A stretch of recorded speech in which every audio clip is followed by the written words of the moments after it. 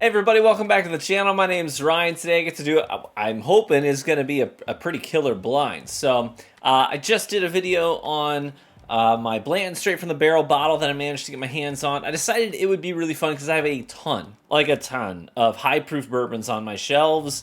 So I just gave a list to my wife, right, of high proof bourbons. Said pick 4, add the Blantons to it.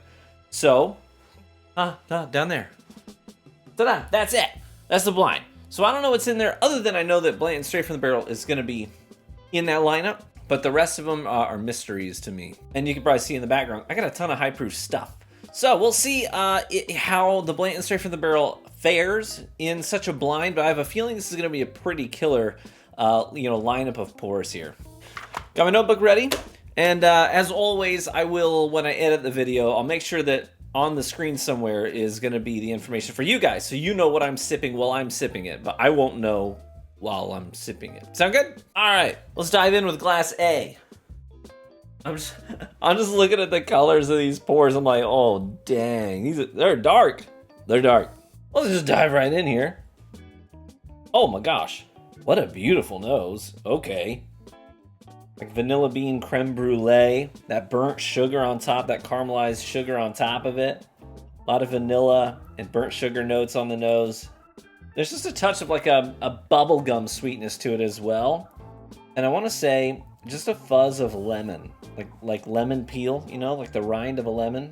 I like to make old fashions, and when you like twist the lemon peel and you see that little puff of the oils come off of the rind, it's like that. What a heckin' great nose. Well, let's try it. Cheers. That's dynamite.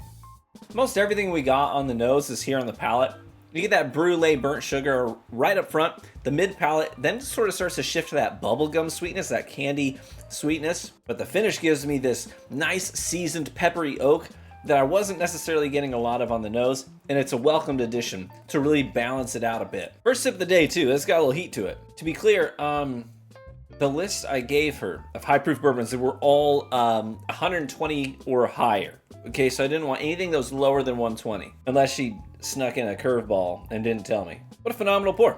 It's got great balance to it. We are starting things off really strong here. Yeah, that bubble gum, no, it's just so prominent. It just hangs out for so long, clings to everything in here. So like well after I have finished the sip, that's what I'm sitting on alongside that seasoned oak. Love that. Moving on, glass B here. Way different on the nose, way different. First thing that came to mind was leather strips. A little bit of like a tobacco leaf note. I want to say even like a note of plum in here. A nice dark fruit. I'm rolling it around. It is so thick. It really is super thick and viscous. There's almost like this fruit cake sort of a sweetness to it. You know what I mean? Where it does have a nice sweet quality, but it's not like candy sweetness. It's more like dates and figs baked into something. Well, let's try it. Cheers. A little heat to it. I mean, all that tobacco and leather is at the forefront of this sip. Sweetness comes alongside it, but sweetness is not what you're getting predominantly with this sip. You know, real good Kentucky hug, very warm. I'm gonna try and stay away from guessing what any of these are. I don't want that to sort of pollute, my scores and rankings. So I'm gonna try and not think about that, but it's really hard for me to not jump to a bottle, somewhere. Oh, I should include some of the stuff that was on the list, the stuff I've never had before, stuff that's in sample bottles as well. So not everything is going to be super familiar to me. Maybe. I don't know. That being said, this one makes me think of a certain brand. So I will tell you at the very end what I thought this was. We'll see if we were right. Bunch of heat on that one, though. Let's move on. All right, glass C. This one's going to reel us back in a little bit. Get us grounded again. That last one was big, bold, and brash. This one is taking us into some very different territories than the first two. I'm getting more like earthy and vegetal sort of qualities on this, like some anise, dry autumn leaves. And there's definitely this nutty note as well, like roasted peanuts. Let's try it. Cheers. Man, those vegetal and earthy notes we talked about on the nose, star of the show here. So this is taking us, again, like I said, different territories than the first two. I do get that sort of anisey sort of a note. I want to say almost like a rosemary or Italian herbs and seasonings come to mind. I know that sounds weird, but it's not off-putting. It's actually a sort of welcome addition to this whole whole sort of profile that's going on here.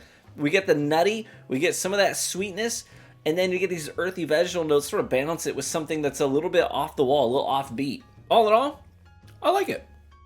I like it. Very different. Let's try the next one. Now we move on to Glass D. I just had to go back and sniff Glass B again because the nose on this one reminds me of B in a lot of ways. It deviates in one key way though. So I am getting leather and tobacco, just like I got with Glass B, but it's also taking me into sort of these like red cherry notes as well. And I definitely didn't get any bright red cherry on Glass B. And there's a great oak sweetness in here too, even on the nose, which is setting me up expectation-wise to, I'm expecting just a really great sweet oak finish on this with that cherry note being a part of it. Here's hoping. I'm going in. Come on. That's liquid gold. I mean, we get that leather and tobacco. It's just like a sweet tobacco right up front. And then it starts to transition a little bit. I get a little bit of like a caramel sweetness in there in the mid palate, but it's mostly that cherry note that carries over into the finish where we get this black peppercorn note I wasn't really expecting, kind of pops up there alongside that sweet oak. And we do ride out into the sunset on that sweet oak note. The cherry, it diminishes just a fuzz sooner than I want it to. I kind of want it to hang out for a bit with that oak, but it's definitely there at the front end of the finish. All in all, that's friggin' dynamite. This is a delicious pour. This is gonna be really hard. Real hard. Last pour of the night. Glass E. That's a very generous pour she gave me on this one, eh? There's no way I'm drinking these tonight, or else your boy won't make it to church. Ooh, banana bread. Like, I get that walnut in there, alongside this sweet bready component and bananas. All right, that's real good on the nose. I like that. There's this great like dessert bread kind of a note on here, very sweet. Well, let's try it. First thing I get is like buttercream frosting, and then it quickly then transitions more into those banana bread notes. A little bit nutty, not like your peanuts, more like your walnuts and pecans. But that banana note really hangs out for quite a while and into the finish a bit. Finish reminds me of sandalwood. What a cool note on that finish. It's like licking literally anything in a Tommy Bahama. It's good. Man, I gotta get final scores here. Okay, let me go ahead and I'm just gonna hit all of these once more real quick. And then I will rank them from my favorite to least favorite, and then we'll find out what they are. Sound good? I have to apologize. My backlighting here. My bulb just died. So I'm a little bit now like, I'm a little dark. Okay, because it is nighttime. I don't have the natural light coming in to illuminate me a bit, so the lighting might be a little bit funky for the ending of the video. That's okay. We move forward. Okay, I've got my final rankings here. Okay, so I'm going to give them to you from last to first. My last place is going to go to Glass C. This is the one we said was earthy and vegetal, autumn leaves, anise, and some peanut in there. I thought it was a really interesting sip, and all in all, I really enjoyed it. But I think for tonight, it's going to not be quite as good as the others. Right? That's going to take last place. Fourth place, this is where it's going to get hard to be. Man, I'm going to be honest with you guys. The top four, there's not a lot of space between them on my score sheet. Okay, they are all pretty tightly packed. So, I flip-flopped a little bit here. My final rankings are going to go, fourth place is going to go to Glass B. Okay, I really like the leather and the tobacco, sort of dates and figs, kind of a note in there. I think we said fruitcake, something like that. And I like all of those things, but it was really heavy on the leather and you know, the tobacco, which I do like. I think it could use just a fuzz more balance though, to balance those things out. Otherwise though, it was a really good sip, like really good. I'm being kind of nitpicky here because I have to be. Third place is going to go to Glass E. This is the one we said we got like banana bread and walnut. Whew, that sandalwood finish too. Like, I loved that. That was a killer pour. Loved it.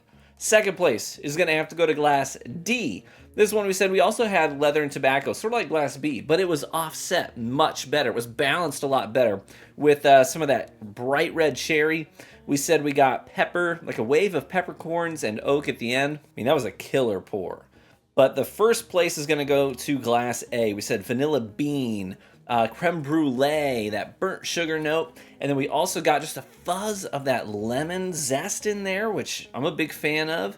And even like bubblegum sweetness that just sort of rode out on the finish. And I just, man, I could drink that any day, all day, every day. So that's going to take first place. I will tell you what it's not that I'm guessing per se, but I want to tell you what came to mind on glass B, because I mentioned it earlier. I think it would only be fair to let you know what I was thinking. I was thinking it reminded me of Elijah Craig, like the Barrel Proof series. But we'll see. All right, let's start with last place, Earthy Vegetal Peanut. That's glass C. That makes perfect sense. That makes perfect sense. Booker's Kentucky Tea. Okay, so that was, let me grab it. Yeah. That's 2022-03 is that batch, Kentucky Tea. I've been collecting Booker's for a while now. I actually really liked this bottle.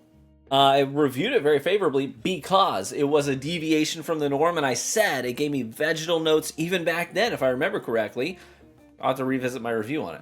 But I said I liked it because it wasn't like just all peanut and barrel funk that you tend to get with Booker's. It was a deviation from the standard that worked, and I appreciated it. So that's last place today. Fifth place. Fourth place is going to go to, we said glass B. Okay, now I said it reminded me of Elijah Craig. Let's see how my palate is. Wrong. Glass B was Old Forester single barrel. That's 128.9 proof. Really? I'm surprised by that. But it was a really good pour. I just wish it had maybe a little more sweetness in there to offset all the leather and tobacco. Great pour, don't get me wrong. But I'm surprised. What else is in this blind that would have beaten that? You know what I'm saying? Well, other than obviously I know that Straight from the Barrel's in here somewhere. I should probably put the single barrel from Old Forester was sent in by a viewer. So third place was Bardstown Bourbon Company. And it's not just any single barrel from them. This has a special story to it. Let me grab the bottle. This is a bottle that is literally impossible to get, okay? Because it even has a name on it. Andrew Jury, there's the name. So Andrew Jury is a supervisor at the distillery, and he has been for a long time. Long enough that he was there when they first started running the Bardstown Origin Series Black Label recipe off their stills. And the first fills of those barrels of that recipe, he was there for. So he got dibs on one of those barrels. It came of age last year, and he decided to bottle it up. And we met online, and he decided he'd be very generous and sent me a bottle of his private barrel. And what's cool about that is that there are no single barrels out there of this recipe. They don't do them. They don't do barrel picks or anything like that. Nobody gets single barrels of this recipe. And you can actually see on the mash bill there, it says, if it comes into focus, 68-0-2012. That's a 68% corn, 0% rye, 20% is going to be wheat, and 12% malted barley. So that is the recipe for the Black Label. There are no barrel-proof bottles of that recipe. I have one. Very good stuff. And if anything, I'm begging them to start bottling that juice up at Barrel Strength. That single barrel offerings. Come on. So that's going to take third place. Second place, we said, went to Glass D. Oh, that's funny. Glass D is Elijah Craig, Barrel Proof, C923. Boy, am I not surprised that did well, because that bottle reviewed incredibly well last year. Unanimously, like across the board. Multiple different tasters and reviewers and articles and whiskey writers and YouTubers and blog posters. Everybody loved that bottle because it was freaking dynamite. And that took second place.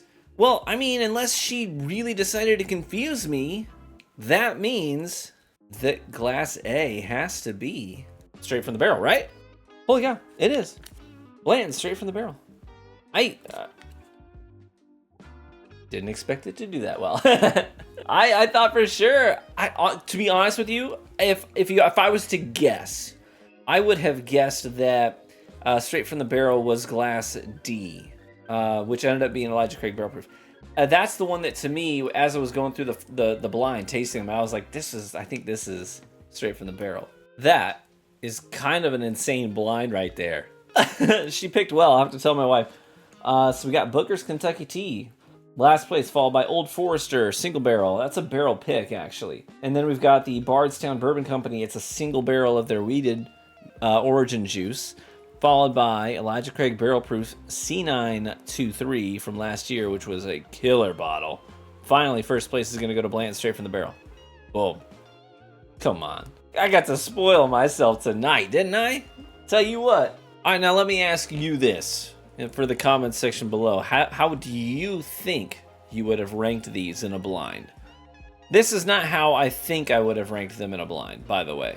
But just going off tasting notes and memory alone, tell me how you think you would have ordered these in your own blind in the comments below. Thanks so much for hanging out with me tonight. I appreciate each and every one of you, especially the brand new additions to our Discord community and Patreon community. Really appreciate all y'all. John Hare actually just became a Grand Master of class. A new Grand Master. Freaking love that. Welcome, John. We love that guy. And with that, we grab our first place winner. We say, cheers, my friends. May you live richly and get better with age. And I hope to catch you in the next one. Bye-bye.